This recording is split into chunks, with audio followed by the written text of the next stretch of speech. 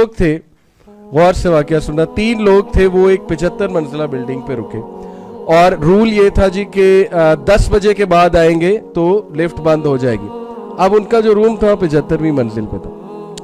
تینوں ایک دن رات 10 بجے کے بعد آ گئے, تو وہ بڑا گھبرائے کہ اب ہم 75ویں منزل پہ جانا ہے, بھی کیسے جائیں گے. بہرحال سیڑھیاں, stairs are the only way, سیڑھیوں سے جانا پڑنا تھا. انہوں نے کہا اچھا چلو ایک کام کرتے ہیں. پہلے نے کہا کہ میں پہلی 25 منزلیں نا لطیفے سناؤں گا, تمہیں ہنساؤں گا, 25 منزلیں گزر جائیں گی, پتہ بھی نہیں لگے گا. انہوں نے کہا اچھا چلو ٹھیک ہے. اب وہ سیڑھیاں چڑھنا شروع ہوئے, اوپر جانا شروع ہوئے روم کی طرف, تو 25 منزلیں گزر گئی, لطیفوں میں, ہنسی مذاق میں, وہ پتہ ہی نہیں لگا.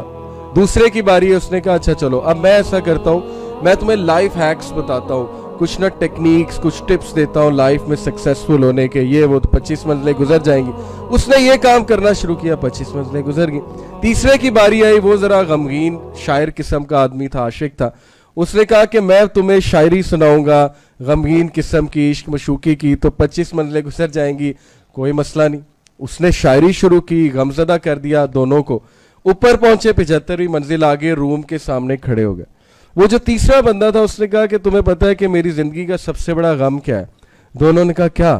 کہتا میں روم کی چابی نیچے بھول گیا, یہ میری زندگی کا سب سے بڑا غم ہے. تو وہ جو لکھنے والا ہے اسے کیا سمجھاتا ہے کہ چابی نیچے چھوڑ آئے اور باتوں میں لگے ہوئے, جوکس کر رہے ہیں اور لائف ہیکس بیان کر رہے ہیں اور جو ہے وہ شاعری سنا رہے ہیں اور چابی نیچے ہے.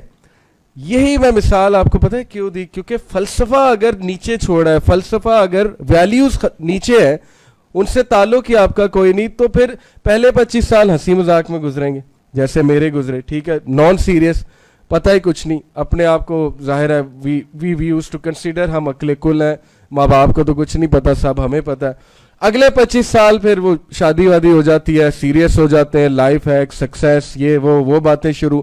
اس سے اگلے 25 سال ریگریٹس, ظاہر ہے پھر دکھ آتا ہے جب موت قریب نظر آ رہی ہوتی ہے نا, منزل قریب, تو بندہ پھر ریگریٹس میں جاتا ہے کہ یہ کیا ہو گیا میرے ساتھ. اور جو چابی تھی جس سے روم کھلنا تھا ایکچولی وہ نیچے ہے. یعنی وہ چیز جو آپ کو ایکچوئل میں ہیلپ کرے گی موت کے بعد, وہ کبھی فلسفہ آپ نے پکڑا ہی نہیں. تو یہ اس طرح کی مثالیں قرآن میں بھی اللہ تعالیٰ دیتا ہے کہ رائٹ فلسفی کو مت بھولو, تم مسلمان ہو. وہ رائٹ فلسفی کیا ہے, میں آپ کو قرآن کی کچھ آیات سے, چونکہ اب قرآن میں سنانے لگا ہوں تو قرآن سنتے ہوئے نا اپنے ریسیپٹیو موڈ فل آن کر لیا کریں آپ لوگ, اور سبمٹ کریں قرآن کے آگے. قرآن کے آگے آپ سبمٹ کریں گے ادب کے ساتھ تو آپ کو وہ چیز امپیکٹ کرے گی, بیکاز قرآن جو ہے یہ روح کی غذا ہے. سب سے پہلے سورہ کہف کی یہ ورڈز ہمیں زندگی کی فلسفی بیان کرتی ہے. اوکے, تھوڑی سی سخت ہے لیکن آئی بلیو کہ سخت بات ہی اچھی ہوتی ہے. قرآن جو ہے نا اس میں کوئی کجی نہیں ہے. الحمدللہ الذی انزل علی عبدہ الکتاب ولم یجعل لہ عوجا, کہ اے نبی ہم نے اس میں کوئی کجی نہیں چھوڑی, یہ اسٹریٹ فارورڈ بک ہے, یہ جو صحیح ہے وہ صحیح بتاتی ہے, جو غلط ہے اس کو غلط کہتی ہے, تاکہ انسان کی گائیڈنس ہو سکے. کیونکہ گائیڈنس میں کوئی ڈپلومیسی نہیں ہوتی ہے. میں آپ کو لائف میں تو کچھ شوگر کوٹ کر کے بتا سکتا ہوں کچھ بیڈ نیوز, لیکن جب سیلویشن کی باری آئے, جب نجات کی باری آئے گی تو شوگر کوٹنگ کوئی نہیں ہے. پھر جو غلط ہے وہ غلط ہے, جو صحیح ہے وہ صحیح ہے, چاہے ہمیں برا لگے چاہے ہمیں اچھا لگے.